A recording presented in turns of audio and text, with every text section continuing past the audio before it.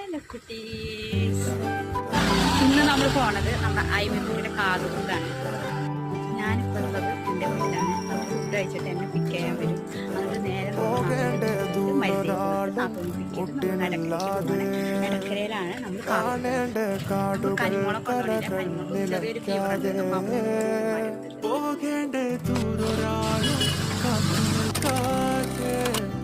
കേൾക്കേണ്ട കിസ്സകൾ കഥകൾ നിലയ്ക്കാതെ ചിറാപ്പുഞ്ചി മഴയത്ത് നിലാവഞ്ചി തുഴഞ്ഞത്ത് ചിറാപ്പുഞ്ചി മഴയത്ത് നിലാവഞ്ചി തുഴഞ്ഞത്ത് ചിറാപ്പുഞ്ചി മഴയത്ത് നിലാവഞ്ചി തുഴഞ്ഞത്ത് ചിറാപ്പുഞ്ചി മഴയത്ത് നിലാവഞ്ചി തുഴഞ്ഞത്ത്